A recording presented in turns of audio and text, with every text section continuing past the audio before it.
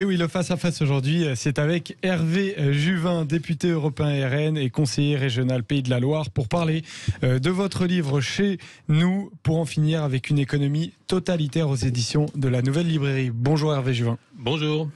Alors, Hervé Juvin, vous connaissez, vous avez déjà reçu, vous avez écrit beaucoup de livres, plusieurs livres d'ailleurs, assez remarquables. Je me rappelle que je m'en étais inspiré pour un ou deux de mes propres livres à moi, mais ce livre, alors, Chez nous, effectivement, est le sous-titre pour en finir avec une économie totalitaire. Et vous dites, vous, eh bien, c'est un peu... Karl Marx a écrit le manifeste communiste, vous écrivez le manifeste localiste.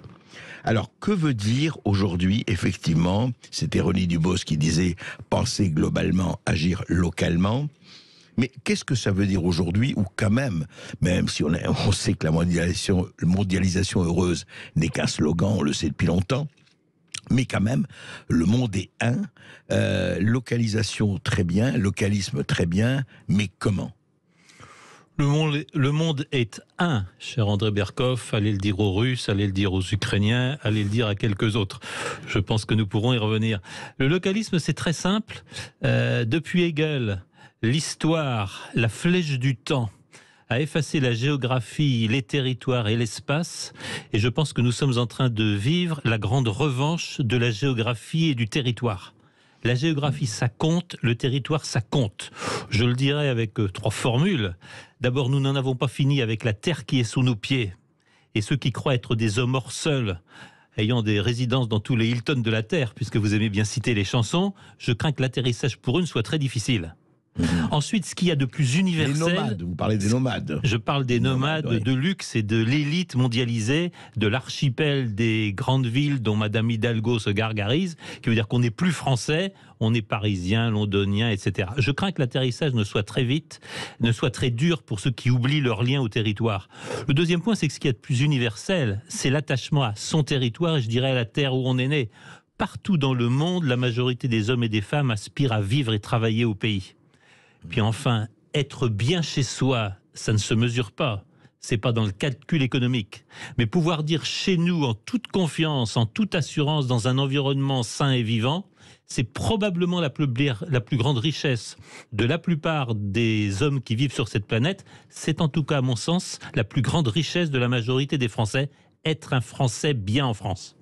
Eh bien, écoutez, on verra si nos éditeurs sont des Français bien en France. On en parlait avec vous et avec les auditeurs de Sud Radio, Hervé Juvin. On en parle tout de suite après les informations et on prendra le temps d'en parler. Effectivement. N'hésitez pas à nous appeler au 0826 300 300 pour discuter avec André Berkoff et avec Hervé Juvin. Nous allons parler de contrôle social, de restriction de liberté, de puissance de Big Pharma et des GAFAM, des dérives de la séparation des pouvoirs dont vous parlez vous-même, Hervé Juvin, et de faillite industrielle et plus globalement se poser la question, est-ce que la crise du Covid-19 a révélé un échec de cette globalisation? 0826 300 300, à tout de suite sur Sud Radio. Et le monde dans tous ses états avec quelqu'un qui connaît bien parce qu'il arpente les chemins, les sentiers et les autoroutes du monde, numérique et autres, et il en revient avec un livre, Chez nous, pour en finir avec une économie totalitaire. Hervé Juvin, député européen, chez édition de la Nouvelle Librairie. Alors Hervé Juvin, qu'est-ce qui se passe en ce moment? On a mondialisation heureuse, ça on sait, c'est fini depuis longtemps. En tout cas, on s'est aperçu de ce que ça voulait dire. Et à un moment donné de votre livre, vers la fin aussi, mais j'aborde tout de suite là, vous dites au fond, vous savez, certains disaient l'impôt tue l'impôt. Et vous dites, l'économie a tué la politique, a tué même l'économie elle-même telle qu'elle était définie, et qu'on est en train d'entrer dans une espèce de monstre qui se dévore lui-même et qui nous dévore par la même occasion. Que vous voulez dire? D'abord une formule, la liberté économique, en particulier la liberté donnée aux entreprises privées, est en train de tuer les libertés, notamment les libertés politiques. Un peu d'histoire, le capitalisme, le libéralisme a formidablement servi notre développement, notre progrès social, humain et nos libertés. Il faut le reconnaître. Mais attention, ce capitalisme, ce libéralisme, il était tempéré par le rôle de l'État, il était tempéré par des institutions fortes et il était surtout tempéré par des forces sociales, ce qu'on a appelé le dialogue social, il se résumait à une chose très simple. Le capitalisme était prêt à concéder beaucoup pour que le communisme ne l'emporte pas. Rappelons-nous, c'était la menace soviétique et c'était la menace communiste. La guerre froide. Et un dirigeant de l'Union soviétique qui a dit quelque chose d'assez juste quand il a dit que la disparition de l'Union soviétique allait être pour nous une catastrophe. Tout simplement parce que le capitalisme s'est réveillé sans limite. Il s'est réveillé sans contrepartie. On sait bien que le dialogue social en France aujourd'hui est à peu près au degré zéro. Et on sait bien que le capitalisme a donné lieu non pas à la concurrence, mais à la création de monopoles. Google, Facebook, Amazon, etc., ne sont plus des sociétés en concurrence. Microsoft, Apple, etc., ne sont plus des sociétés en concurrence. Or, quand on a un monopole, il se passe quelque chose de très simple. Les monopoles privés prennent le contrôle des États. Et je dirais, notamment à travers l'expérience récente que j'ai faite de Metaverse, le projet de Facebook, ils sont en train de prendre le contrôle de nos esprits. Ils façonnent nos désirs. Ils décident de l'information que nous pouvons connaître ou ne pas connaître. Ils modifient les mots. Et vous savez bien qu'ils peuvent même censurer un président en exercice. Rappelons-nous cette monstruosité dans une démocratie. Twitter interdisant au président Trump, encore en exercice, d'avoir accès à ces réseaux. On voit bien donc que des monopoles privés, des entreprises sans limite ont pris le pouvoir sur les États et les nations. C'est pourquoi je parle de capitalisme totalitaire, parce que je crois qu'auparavant, nous avons gagné l'autonomie contre les dieux, contre les maîtres et contre les rois. Aujourd'hui, c'est contre les monopoles, notamment du numérique et de la finance, que nous devons reprendre nos libertés. C'est pourquoi je pense qu'aujourd'hui, le nouveau combat de la laïcité, c'est pas contre les églises et les religions. Le nouveau combat de la laïcité, c'est contre la finance et c'est contre les monopoles du numérique. Oui, vous dites séparation de l'église économique, technique ou financière et par rapport à la conduite de la société. Mais deux choses quand même. Là, vous semblez épouser les thèses de Francis Fukuyama, vous savez, la fin de l'histoire. Et vous dites presque quand même, Hervé Juvin, et corrigez-moi si ce n'est pas ça, le capitalisme illibéral, presque le capitalisme monothéistique a triomphé, mais regardez, il s'est passé quand même les chocs, enfin ce qu'on appelle le choc des civilisations. Dans le côté Fukuyama, Huntington, vous dites ce n'est ni l'un ni l'autre, c'est quand même une victoire du capitalisme illimité? Parce qu'il y a eu autre chose quand même, les attentats, le terrorisme, l'intégrisme. Ce n'est etc. certainement pas une victoire, d'autant qu'aujourd'hui, l'idéal d'uniformisation au service de ces monopoles ou des multinationales que j'évoquais, ils ne rêvent que d'avoir une seule loi s'appliquant dans tous les pays, le même impôt dans tous les pays, le moins possible d'ailleurs, la même absence de loi du travail, de syndicats et tout dans tous les pays. Et ça conduit à la guerre. Si vous voulez en finir avec la liberté politique en imposant la liberté des entreprises contre la liberté des peuples de faire leurs lois et de décider de leur destin, vous aboutissez à la guerre. Je pense que c'est la situation extraordinairement dangereuse dans laquelle nous sommes. Je me trouvais tout récemment en Inde à l'occasion d'un colloque national en Inde avec le Bangladesh, avec d'autres pays de la zone. J'ai vu l'incroyable arrogance avec laquelle les petits maîtres américains entendaient imposer leurs lois et leurs intérêts à l'Inde. Pour qui se prennent-ils ? Comment vont-ils faire pour imposer leurs lois, leurs normes, le mode de faire et leur système à un pays d'1,3 milliard d'habitants, civilisation multimillénaire, qui considère très clairement que les États-Unis sont juste une ancienne colonie britannique qui a mal tourné ? Cette arrogance-là, le monde ne la supporte plus. C'est pourquoi, je le répète, le libre-échange naïf que nous avons connu suppose que la même loi s'applique partout dans le monde. Ça, c'est le combat contre la diversité des civilisations. J'en reviens à Huntington. Et ça provoque des guerres qui sont des guerres inextinguibles parce que ce sont des guerres qui atteignent le fondement même de chaque société, sa capacité à décider pour elle-même. Si je me permets d'en revenir au localisme, c'est le fondement politique du localisme. Reprenons le contrôle sur ce qui nous arrive. Un des héritages catastrophiques du premier quinquennat d'Emmanuel Macron, c'est l'ensemble de ces lois qui ont mis fin aux procédures de consultation publique. C'est la loi de décembre 2020 qui, sous prétexte d'accélérer la création de sites industriels, donne à peu près au préfet tous les pouvoirs, hors association, hors consultation des riverains. C'est le drame de l'implantation de parcs d'éoliennes sans aucune consultation locale. Tout ça, il va falloir revenir à la consultation des citoyens, des associations représentatives. Il va falloir rendre le pouvoir aux gens près de chez eux. Et ça, c'est le combat politique du localisme. C'est pas du repli sur soi, parce que ce combat, je le rencontre partout dans le monde.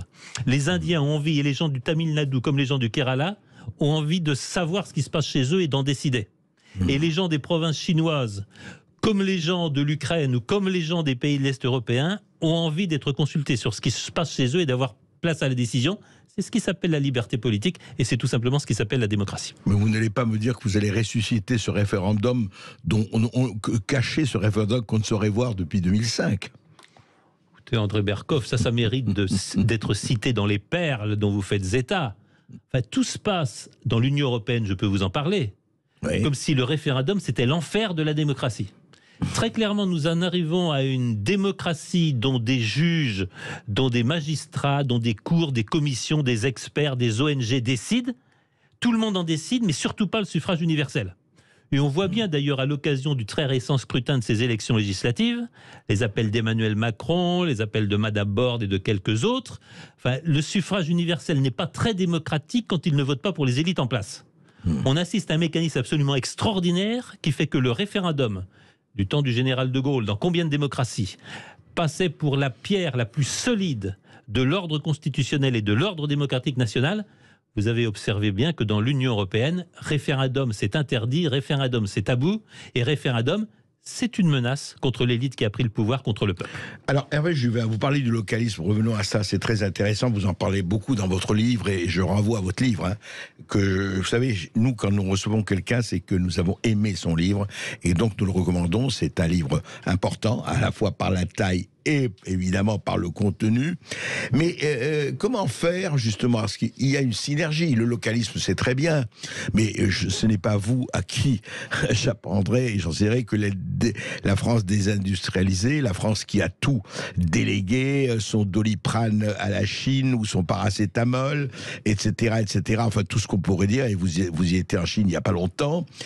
Comment faire pour retrouver une souveraineté et une, je dirais, réhabiter en poète, comme disait, réhabiter vraiment son territoire, si les instruments, je ne dirais même pas de croissance, mais les instruments de vie de ce territoire sont en partie, sont partis sans laisser d'adresse, ou du moins sont partis très loin. Comment faire cette synergie entre localisme et l'environnement qui, malheureusement, on a laissé tout partir? La financialisation forcée de l'économie a en effet détruit beaucoup de choses.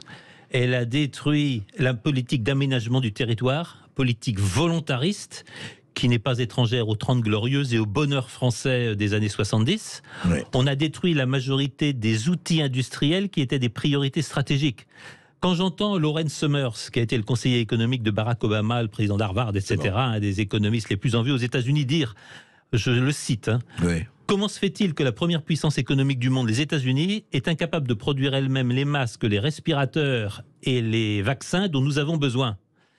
J'ai envie de dire, il n'a qu'à se critiquer lui-même. Lawrence Summers a été un des artisans majeurs de la financialisation absolue de la vie économique. Tout se réduit au compte, tout se réduit au ROE, le Return on Equity, tout se réduit aux dividendes qu'on sert à ses actionnaires. La vraie vie, c'est pas ça. D'abord, pour la majorité des salariés et de ceux qui travaillent, la vraie vie, ça commence par la satisfaction d'avoir bien fait ce que l'on fait. Et ça, c'est surtout vrai à partir du moment où on sert sa communauté locale. La seconde chose, et je prendrai l'exemple de la gestion financière, c'est très bien d'envoyer, comme l'ont fait malheureusement des banques françaises, l'épargne de la Lozère en Grèce, à Taïwan ou en Amérique du Sud, pour en perdre une partie. Ça serait quand même un peu plus intelligent que l'épargne, notamment des retraités de la Lozère, sert à faire que les derniers cafés ne ferment pas, qu'il reste des restaurants, de la vie, tout simplement financer des créations d'entreprises en Lozère. Et un des éléments les plus importants du localisme, c'est la congruence. Là où l'argent est épargné, qu'il serve à ramener la vie, qu'il serve à ramener des entreprises, dans les des lieux usines, où il a été épargné. Absolument. Exactement. On se retrouve après une petite pause avec Hervé Juvin chez nous. Ouais, rentrons n'hésitez chez pas. Et n'hésitez pas à venir en parler avec nous sur Sud Radio. 0826 300 300, vous composez ce numéro et vous nous dites si oui ou non, vous-même, vous avez recours au localisme dans vos vies, si autour de vous, certains peut-être n'y ont pas assez recours et comment y avoir recours. N'importe quel témoignage, on est très heureux de vous accueillir à l'antenne de Sud Radio. 0826 300 300. À tout de suite. Alors, j'ai entendu parler des États totalitaires, des tentations totalitaires. Mais alors, Hervé Juvin, c'est le sous-titre de votre livre. Mais qu'est-ce que ça veut dire exactement, une économie totalitaire? Nous vivons dans une économie totalitaire? Nous vivons notamment dans l'ouest du monde.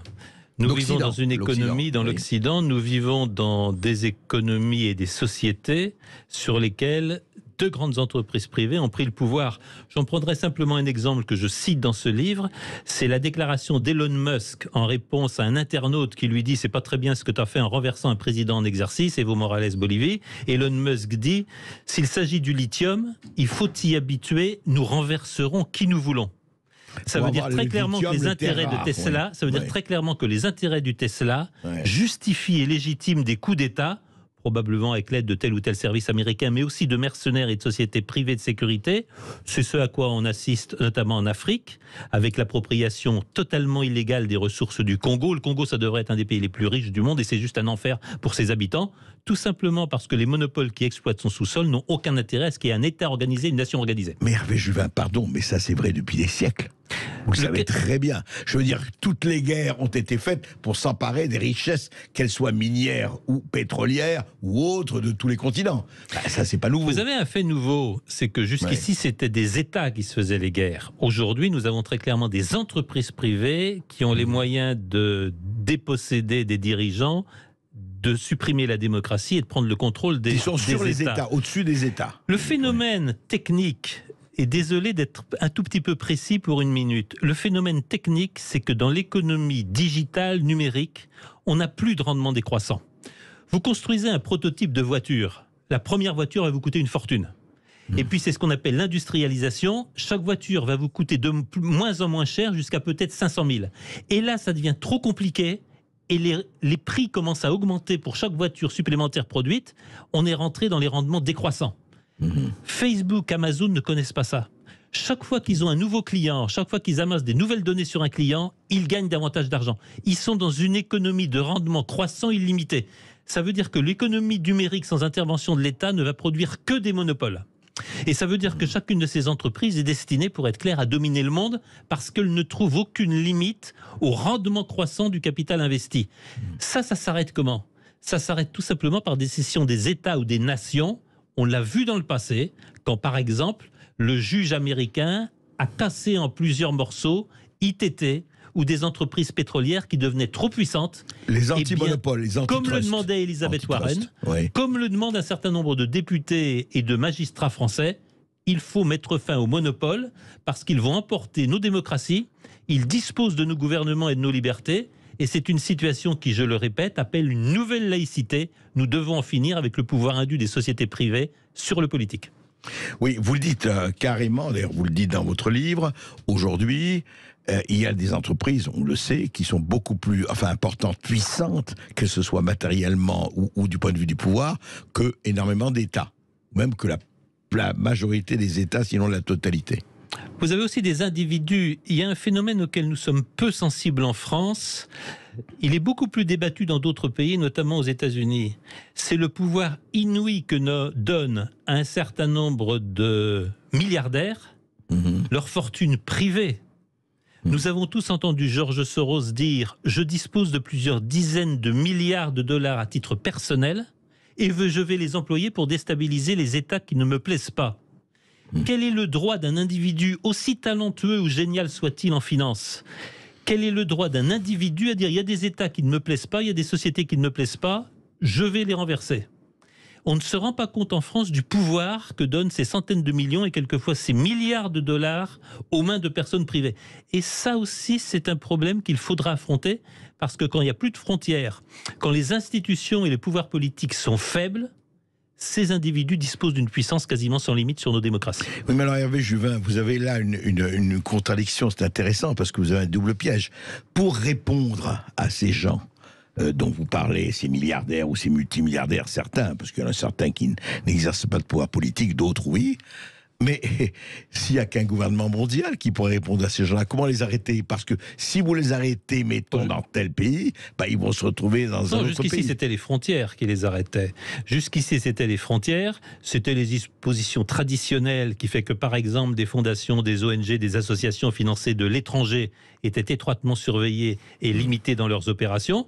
Et c'est tout simplement la liberté de la presse qui fait que quelques milliardaires n'avaient pas la capacité de formater l'information.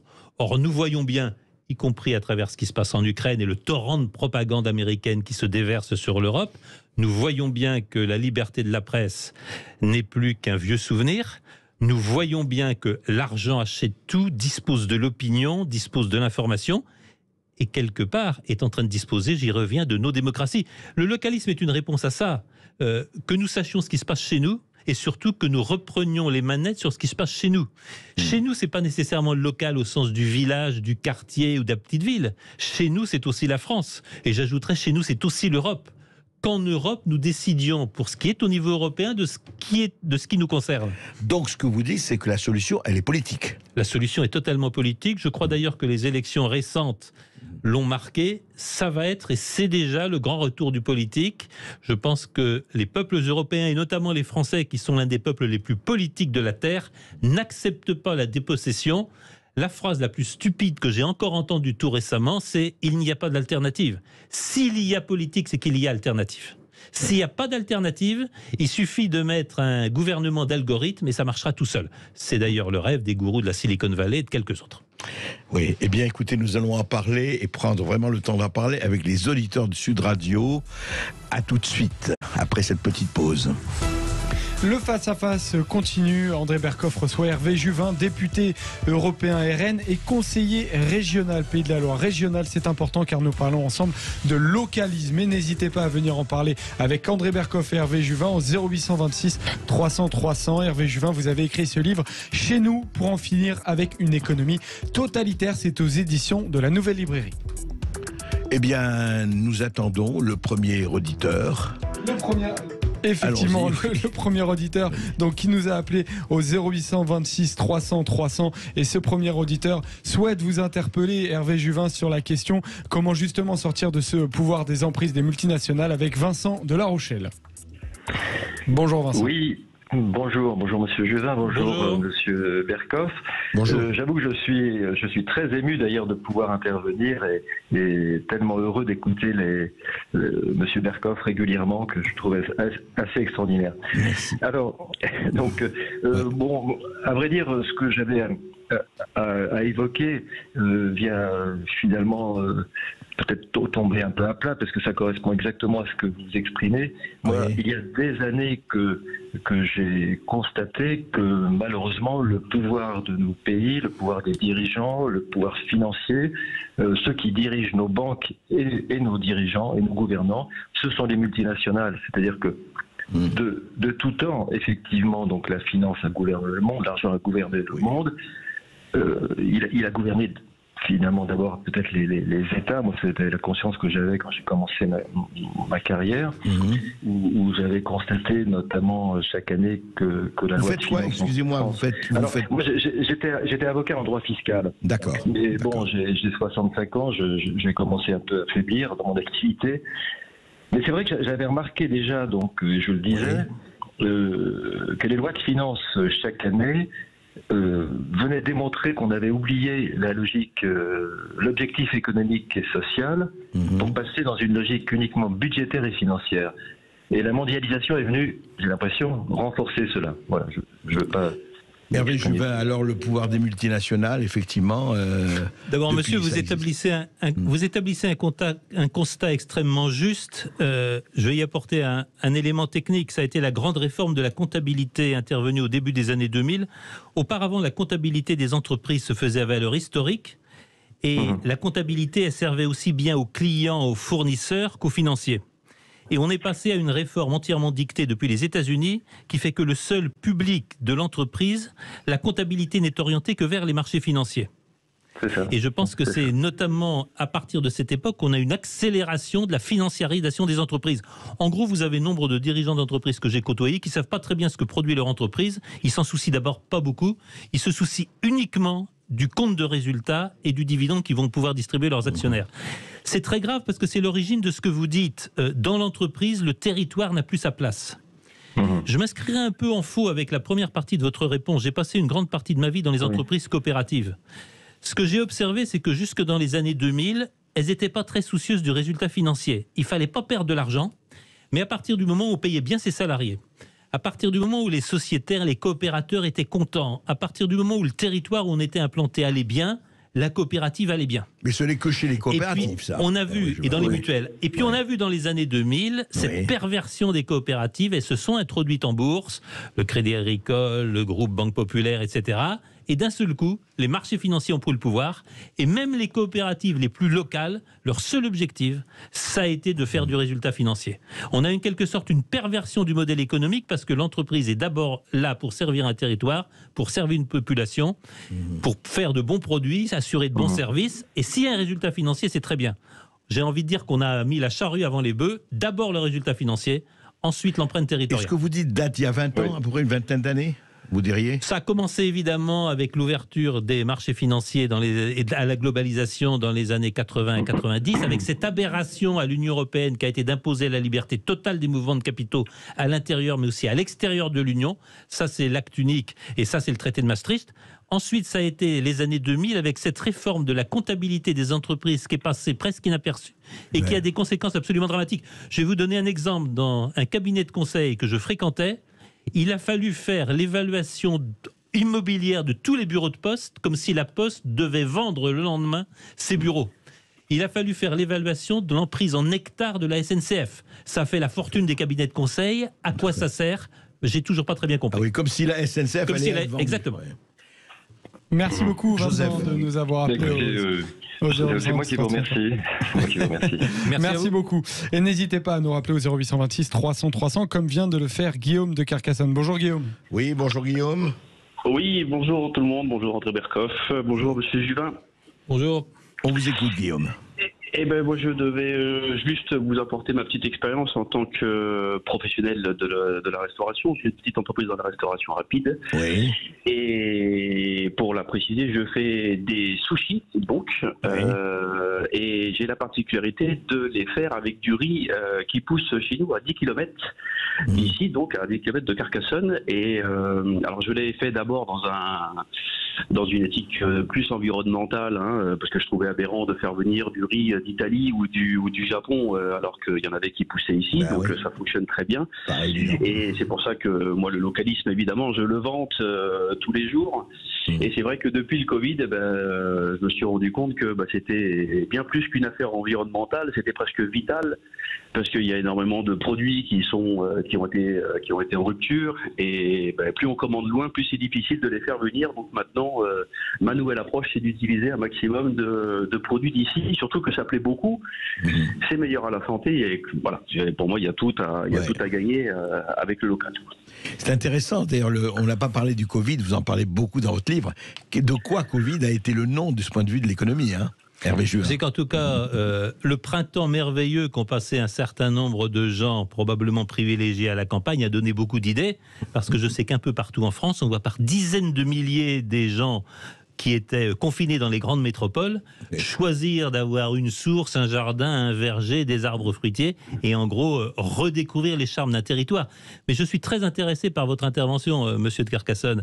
Ce à quoi j'assiste, j'ai la chance étant élu, et notamment élu de cette belle région des Pays de la Loire, de circuler beaucoup, notamment à l'occasion de la dernière campagne législative. J'observe que partout, le bistrot du coin, le restaurant du coin, maintenant, affiche la provenance de leurs produits. Et j'observe que partout, il y a une demande pour manger les produits de son territoire, manger les fruits de saison. Il n'y a rien de meilleur. Manger de la viande, manger des produits qui ont été récoltés tout près de chez soi, dont éventuellement on connaît le producteur. Et je vois tous ces bistrots du coin qui affichent la liste de tous les producteurs, des volailles, des œufs, du lait, des légumes, des fruits, etc. Je pense que le localisme, il répond à un projet politique qui est de mieux savoir ce qu'on met dans son assiette, mais qui est aussi de savoir que par l'argent que l'on va donner au restaurant, à un prestataire de service, à une entreprise, on va servir la vie locale. Oui. Parce qu'il y a quand même rien, il y a quand même rien qui marque mieux le déclassement de la France que ces villages où ferme le dernier café, le dernier restaurant, le dernier service d'urgence dans la ville proche. Après la maternité, après l'école, après l'hôpital, Je etc. pense à tous ces services d'urgence qui viennent des services intermittents parce que faute de personnel, eh ben on sait que du vendredi soir au dimanche, j'avais l'exemple récemment, il va falloir faire 150 km pour trouver un service d'urgence ouvert. Le localisme, c'est évidemment la vie sur les territoires et ça c'est une demande universelle. Et c'est le plein emploi, le futur plein emploi, j'espère. Je l'espère aussi, monsieur. Merci beaucoup, Mais vous y Guillaume. contribuez. Merci à vous. Merci beaucoup, Guillaume, qui nous a appelé de Carcassonne. Et désormais, on se dirige vers Aix-en-Provence, où on retrouve Dominique. Bonjour, Dominique. Bonjour Dominique. Oui, bonjour. Comment allez-vous? Très bien. Très bien. Donc, je suis tout à fait d'accord avec tout ce qui vient de se dire. Je tenais surtout à vous signaler que pratiquement ça existe. C'est-à-dire que moi, je suis coopérateur de 2 domaines viticoles. Oui. Ça, c'est géré par Terra Hominis, c'est-à-dire que j'ai acheté 2 fois une part d'un domaine viticole qui coûte 1 500 € à peu près. Oui. Et ça a permis à 2 viticulteurs de s'installer. Il y en a un qui est dans l'Hérault, un autre qui est du côté du Beaujolais, quoi. Et donc ça fonctionne très bien. Il y a un tout petit intérêt qui est versé en vin. Et ça serait bien d'en parler, d'en faire la promotion, parce que finalement, on ne le sait pas, quoi. On ne le sait pas, quoi. Au niveau national, j'ai jamais entendu quelqu'un en parler. Eh ben, je vais vous dire, Hervé Juvin, il a sauté sur sa chaise, il est prêt à en faire la promotion. Moi aussi, voilà, d'ailleurs, nous aussi. Bah, d'abord, je sais qu'il existe d'autres organismes qui fonctionnent comme ça, quoi. Et ça serait bien un jour d'essayer de faire une émission collective sur tout. Eh ben oui. On va la faire. On va la faire, vous avez tout à fait raison. D'abord, monsieur, j'ai passé près de 30 ans de ma vie à sillonner la France pour des entreprises coopératives, à la fois des banques coopératives, des mutuelles, des coopératives agricoles et quelques autres. Donc, je vais simplement vous répondre. Il y a un chapitre entier dans le livre dont nous parlons, chez nous, qui est consacré au modèle coopératif, qui est un modèle européen, mais qui a essaimé partout dans le monde, qui est un modèle qui a été porté par le grand penseur français qui était Proudhon, au 19e siècle. Oui. Et c'est un modèle qui a une très grande part de responsabilité dans le miracle français. Le bien vivre chez soi, sur son territoire, le bien vivre et travailler au pays, c'est très largement les systèmes coopératifs et mutuels qui en ont été à l'origine, notamment le système des coopératives agricoles, que je connais bien, parce qu'en Bretagne, j'ai été l'élève d'Alexis Gourvenec, et puis les banques coopératives qui ont extraordinairement réussi d'abord à débarrasser les campagnes des usuriers, et ensuite à financer la modernisation du monde agricole. Si les épargnants français ont accès aux SICAV, aux formes modernes de placement, c'est très largement au crédit agricole, au crédit mutuel, aux banques populaires, etc. qu'on le doit. Donc, cher monsieur, je consacre un chapitre entier de mon livre à dire il faut qu'on redécouvre les systèmes coopératifs parce que la coopérative, c'est la clé du localisme. Et on va en tout cas aussi, alors lisez le livre effectivement d'Hervé Juvin, et nous on va consacrer une émission, vous avez tout à fait raison, à ces coopératives, une ou plusieurs émissions d'ailleurs. Ouais. Voilà. Merci beaucoup Dominique de nous avoir appelé et d'avoir composé le 0826 300 300. Bien évidemment, vous pouvez nous parler via ce biais-là, le téléphone, mais vous pouvez aussi parler sur le Facebook Live. On est en direct Sud Radio sur Facebook Live, et notamment Patrice qui pose cette question, enfin qui fait un commentaire qui est interpelle un peu et qui dit bon, vu mon niveau, je ne comprends pas tout. Alors ciao. Voilà, en gros, il explique que peut-être ces sujets-là sont peut-être difficiles d'accès. Hervé Juvin, est-ce que vous avez la sensation que les Français, à force qu'on leur balance un peu des mots compliqués, j'ai envie de dire, sur ces économies totalitaires, etc., est-ce que le localisme, par exemple, est-ce que vous avez l'impression que des fois, il y a besoin de faire un peu d'éducation là-dessus, de pédagogie? Il faut simplement être très concret. Le localisme, ça commence par le référendum d'initiative locale. Quand on implante un parc d'éoliennes, quand on implante un méthaniseur, mais quand on veut faire des travaux d'infrastructure, etc., sauf évidemment s'ils sont d'intérêt national, il faut qu'on consulte les riverains. Alors attendez, qui décide de consulter? Ça c'est très important. je crois qu'on est un certain nombre d'accord là-dessus, Hervé Juvin. Mais qui peut décider? Parce que les populations vont dire oui, on a envie d'un RIC, on l'a vu avec les Gilets jaunes et ailleurs, mais c'est du pouvoir de quel pouvoir, à quel niveau peut décider de lancer un référendum d'initiative locale? Un référendum d'initiative locale, comme son nom le dit, il est local. Mais je suis également favorable, nous sommes favorables à ce qu'un nombre significatif de citoyens, on a des règles qui peuvent être de plusieurs millions, puissent engager un référendum au niveau national. Non mais pardon. Moi la question que je vous posais c'était, est-ce qu'un maire, par exemple, peut décider... Pour une implantation d'éoliennes, tout à fait. Ce sera d'ailleurs souvent plusieurs communes. C'est ça. Je pense à des exemples très précis. On va implanter 8 éoliennes, mais en haut d'une colline, ça sera visible à 15 km à la ronde. Je trouve tout à fait normal que les riverains des 3 ou 4 communes proches, en vue de ces éoliennes, soient évidemment consultés. Même chose pour l'installation d'un méthaniseur. Il faut que les riverains immédiats puissent être consultés. C'est ça. Merci beaucoup Hervé Juvin. On se retrouve. Pardon, mais je répondrai d'un second mot. C'est ce qui vient d'être dit, acheter local. Que dans la cantine des enfants, que dans la maison de retraite, qu'à l'hôpital, la majorité des aliments viennent de producteurs, d'éleveurs, de récoltants locaux. C'est aussi simple que ça, le localisme, c'est extrêmement concret. C'est retrouver la joie de vivre sur son territoire, un territoire beau, vivant et sain. Et on continue à en parler juste après cette courte pause. On retrouvera Simon de Rambouillet qui a composé le 0826 300 300. A tout de suite sur Sud Radio. On est ensemble jusqu'à 14h. Le face-à-face André Berkoff reçoit Hervé Juvin, député européen RN et conseiller régional Pays de la Loire, pour parler de ce livre Chez nous, pour en finir avec une économie totalitaire. L'antenne est ouverte aux auditeurs qui composent le 0826 300 300, comme Simon de Rambouillet qui nous appelle. Bonjour Simon. Bonjour messieurs. Bonjour Simon. Bonjour, merci de prendre mon appel et bravo pour vos émissions. Je pense que vous avez l'habitude de ces commentaires. Donc je reviendrai directement à ma question, un commentaire que j'ai. Vous disiez, votre invité disait il y a quelques instants qu'il fallait redonner légitimement la parole aux citoyens pour des initiatives plus locales. C'est en tout cas ce que j'ai compris de ces commentaires, que je ne peux qu'approuver naturellement. La question cependant qui m'interpelle, enfin le point qui m'interpelle, c'est que on sait que ces grandes multinationales ont la capacité d'influencer l'opinion publique dans des pays au niveau à l'échelle d'un État. Ne craignez-vous pas que l'influence pourrait être encore plus simple et plus grandissante si effectivement les questions se posent au niveau local? Autrement dit, n'est-il pas plus facile pour une multinationale d'investir des milliers d'euros, des millions d'euros pour éventuellement influencer une action locale? Un maire, etc. Oui, tout ça, oui. Voilà, mais même maire ou même juste la population, vous savez, il suffit de l'abreuver de messages qui vont dans le sens des intérêts privés pour que légitimement aussi le peuple mal informé, désinformé suive des actions qui ne sont pas forcément dans son intérêt in fine. Ça c'est déjà vu. Bonne question, très bonne question Simon. Hervé Juvin, c'est vrai, parce que vous dites vous-même, les multinationales, s'ils ont les moyens d'influencer des États comme ils font, vous imaginez les moyens qu'ils ont pour influencer des municipalités, des localités, des communautés de communes et autres.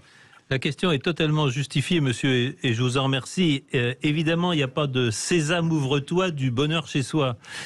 C'est clair, par exemple, dans les implantations d'éoliennes, j'y ai été confronté, que des grandes entreprises peuvent tout simplement payer les habitants pour qu'ils votent de manière favorable. La manière la plus simple, c'est de dire on va financer une piscine, on va financer la réflexion des bâtiments publics, etc., etc. Là, il faut qu'il y ait des garde-fous. Et les garde-fous, c'est l'objet du régalien. C'est-à-dire qu'il faut organiser les consultations locales. Il faut donner une parole bien plus grande aux associations, notamment aux associations de France Nature Environnement dès qu'il s'agit de sujets d'écologie. Bref, il faut organiser les contre-pouvoirs. Mais je préfère le référendum d'initiative locale et je préfère la consultation des citoyens au fait que ce soit une décision unilatérale sans appel du préfet qui décide d'implantation industrielle. Mais vous avez parfaitement raison, ça s'organise d'ailleurs à divers niveaux, parce qu'il est clair que pour une centrale nucléaire, c'est pas le référendum d'initiative locale qui va prévaloir, c'est peut-être le référendum national, ça s'organise. Alors justement, allez-y, Simon. Excusez-moi. Je tiens juste à préciser qu'il ne s'agit pas de jeter l'opprobre sur les élus. Hein. Oui, c'est vraiment pas l'objet. Hein. Il y a beaucoup de gens qui sont investis et qui croient et qui supportent vraiment des élus locaux. Beaucoup de maires qui font un travail formidable. Il ne faut pas rentrer dans une démarche type complotiste, c'est pas ça du tout, mais juste comprendre qu'il peut y avoir des intérêts des intérêts financiers et économiques qui peuvent dépasser juste les projets locaux. Et voilà, d'où votre réponse. Effectivement, il faut donc organiser, disiez-vous, ces consultations. Et toujours dans le cadre de la loi. C'est-à-dire que les référendums d'initiative populaire, d'initiative locale, ne peut pas aller contre la loi, il ne peut pas outrepasser la loi. C'est très important. Bien sûr. Alors, Hervé Juvin, justement, continuons un peu dans tout cela, dans votre livre. Votre livre est très riche de ce point de vue. Je voudrais qu'on parle, vous avez quand même parlé à un moment donné de ces sociétés dites primitives, dites sauvages, mais toutes les guillemets là-dessus. Et vous dites quand même, vous parlez de l'histoire, et vous dites, on a quand même vécu très longtemps dans un temps où l'économie, où le retour sur investissement n'était pas l'alpha et l'oméga du bonheur. Et vous dites, ça s'est perdu, ça s'est perdu un peu partout. Mais est-ce que, d'un autre côté, je fais un peu l'avocat, non pas du diable consommateur, mais d'autres, est-ce que le mythe du bon sauvage est vraiment le mythe qui peut nous éclairer là-dessus? Est-ce que franchement, les sociétés primitives aujourd'hui, malheureusement, je ne m'en réjouis pas du tout, peuvent-elles encore être des modèles, même adaptés évidemment au XXIe siècle? Ce ne sont certainement pas des modèles, mais elles nous aident à prendre de la distance par rapport à ce qui nous obsède. Le rendement financier, l'accumulation de capital, etc. etc. Toutes les sociétés n'ont pas été dominées par leur économie. Je dirais même que dans l'histoire, nous vivons une exception. Nous vivons une exception toute récente. C'est pas les sociétés primitives. J'évoquais les coopératives. Dans la plus grande partie de la France, qui n'était pas celle des hypermétropoles, on a vécu encore tout récemment, on vit encore dans un régime qui n'est pas celui de la financiarisation forcée. On vit encore dans un régime où, par exemple, un artisan, un restaurateur, s'il fait des bons produits, il est apprécié par ses consommateurs. Il a une bonne image, il a la satisfaction d'être reconnu pour ce qu'il fait, et il gagne correctement sa vie, ça va bien. C'est comme ça qu'ont vécu les banques coopératives, c'est comme ça qu'ont vécu les mutuelles, jusqu'au délire financier des années 2000. Le Crédit Agricole, les caisses d'épargne, la Banque Populaire, les crédits mutuels, j'ai vécu au sein de ces entreprises. À partir du moment où ça ne perdait pas d'argent, c'était très bien. La Caisse des Jardins au Canada avait inventé autre chose, c'était rendre le trop perçu. Quand la Caisse des Jardins gagnait beaucoup d'argent une année, elle rendait tout simplement l'argent à ses clients parce qu'elle n'en avait pas besoin. Une fois qu'elle avait bien payé ses salariés, investis pour ce qu'il fallait, il faut qu'on redécouvre des modèles pareils. C'est pourquoi, je le répète, réinventer le modèle coopératif pour le XXIe siècle, c'est une des clés du localisme en acte. Alors justement, de ce point de vue-là, il y a ça, il y a ce que vous dites, et il y a l'extraordinaire pouvoir, on en a parlé aussi, de ces entreprises mondiales, et parlons un tout petit peu de Big Pharma et du Covid. Quand on voit avec les bons et les mauvais côtés, il ne s'agit pas là de parler de anti-vax, pro-vax, c'est pas le problème. Le problème, c'est des entreprises qui gagnent. Big Pharma gagne un chiffre d'affaires 500 milliards d'euros ou de dollars par an. Ça permet quand même une marge de manœuvre très forte. Et au fond, vous l'avez posé, le problème, c'est que est-ce qu'il faudrait, pour schématiser, une insurrection mondiale pour contrôler ces pouvoirs? Alors vous allez me dire, les États peuvent le faire encore, c'est vrai, mais le font-ils? D'abord, sur le Covid, nous sommes dans un monde de populations vieillissantes qui ont tendance à préférer leur sécurité pour leur liberté. Et nous sommes dans une société où le corps n'a plus de prix, parce que quand vous croyez plus à la vie éternelle ou à la révolution, il y a juste ce qui se passe dans cette vie avec ce corps qui compte. Ça veut dire en clair qu'on est prêt à dépenser n'importe quoi pour une minute de plus, monsieur le bureau. On est prêt à dépenser n'importe quoi pour être en bonne santé et rester très longtemps en bonne santé. Ouais. Je pense que c'est ce qui explique la quasi-indifférence au Covid de la majorité des pays africains et beaucoup des pays à forte démographie avec une population très jeune qui essaye de gagner un avenir qui le fasse rêver et qui n'en a pas grand-chose à faire des grandes peurs déclenchées à l'occasion du Covid. Certes, ça a été une pandémie. Certes, j'en ai été personnellement malade. Mais les dispositifs qui ont été déployés, notamment le contrôle de la population à travers le pass sanitaire, S'il se complète du contrôle de la population par la carte, l'identité numérique et par l'euro numérique, ça c'est le contrôle total à tout moment et partout de la population européenne. Ça c'est extrêmement dangereux parce que ça s'appelle un nouveau régime totalitaire. Et j'ai bien peur qu'à la faveur du Covid, ça n'est ni le Covid ni les vaccins qui sont en cause, mais dans les dispositifs qui ont été déployés sous prétexte de Covid, on a bien la construction d'une société de l'obéissance. Et vous dites que cette société de l'obéissance, pour le moment, enfin, on la voit en Chine quand même de façon assez spectaculaire, en Russie aussi, mais c'est l'Occident un peu qui la met en place. J'observe avec beaucoup d'inquiétude l'Occident se rallier à des solutions techniques dont on sait qu'elles sont éprouvées, par exemple en Chine. Je vous donne un exemple tout à fait récent. En Chine, dans une région à l'ouest, il y a une panique bancaire. Les gens ont commencé à avoir peur que leur banque fasse faillite et à se précipiter au guichet pour retirer leur argent. C'est très simple. Le pouvoir régional a fait virer leur passe sanitaire en rouge, donc ils n'avaient plus le droit de sortir de chez eux. Voilà comment, par la simple maîtrise numérique du passe sanitaire, on peut interdire à des gens, par exemple, de manifester. Ça aurait été très facile de dire aux gilets jaunes « Ah, vos passes sanitaires ne sont plus valables, rentrez chez vous ». Sous peine de poursuites graves parce que vous mettez en danger la santé de la population. On voit très bien comment on peut prendre le contrôle absolu d'une population à travers le pass sanitaire et l'identité numérique. Oui, c'est-à-dire qu'il suffit d'un clic et de dire voilà, là vous êtes au rouge. Et on vous débranche. On vous débranche. Oui, c'est une perspective très intéressante. Donc en fait, c'est vraiment ce que vous dites, c'est intéressant. C'est les, comme disait Goodhart, c'est les somewhere contre les anywhere. C'est pourquoi je pense que le localisme, c'est une des grandes idées politiques des décennies à venir. Partout dans le monde, vous avez rappelé que j'ai la chance de beaucoup voyager, partout dans le monde, les gens sont attachés à leur territoire. Partout dans le monde, les gens savent bien qu'un territoire qui va bien, c'est leur première richesse, c'est leur premier patrimoine. Et un territoire qui va bien, où on est en sécurité, où on se sent bien avec ses voisins, ça a plus de valeur que l'épargne financière, parce que l'épargne financière ne vous donnera pas la sécurité, elle vous donnera pas le bien vivre, le bien respirer, etc., etc. Évidemment que le localisme rejoint ici tous les combats écologiques, mais il rejoint aussi le combat national. J'ai revisité l'histoire de l'économie dans ce livre, parce que chez nous, c'est d'abord une histoire de l'économie. Pour montrer à quel point on nous raconte n'importe quoi sur l'économie. Tous les grands économistes, d'Adam Smith à Ricardo, de Keynes, à combien d'autres, à Schumpeter, c'était d'abord des gens de leur pays, c'était des nationalistes. Adam Smith, Ricardo à travers le libre-échange. Il s'agissait juste d'assurer la primauté de la Grande-Bretagne. Plus tard, Lord Keynes, Schumpeter, etc. Tous, alors. Exactement. Lord Keynes, qui était d'ailleurs, on le cite peu, farouchement hostile à l'immigration. Il a même écrit des propos, écrit des essais ou tenu des propos qui lui vaudraient condamnation aujourd'hui. Tout cela étaient des souverainistes et à leur manière, ils étaient des localistes. À travers leur théorie économique, ils défendaient d'abord le bien-être sur leur territoire et de leur pays. Il faut absolument qu'on redécouvre ça. Il faut que l'économie réatterrisse, marche sur ses pieds et d'abord marche sur la terre. Voilà, donc ce que vous dit Hervé Juvin, voyager dans le monde entier, mais rentrer aussi chez nous. Merci beaucoup Hervé Juvin d'avoir été avec nous. On se retrouve demain avec André Berkoff. Nous recevrons Philippe Lenschener qui a publié La dernière présidentielle ou comment le système a fini. Tout de suite sur Sud Radio. Brigitte Lahaie, vous en avez l'habitude. Avoir envie de se faire plaisir, est-ce la meilleure motivation pour atteindre nos objectifs? Brigitte Lahaie reçoit Yves Alexandre Talman, psychologue et spécialiste en développement personnel. A tout de suite sur Sud Radio.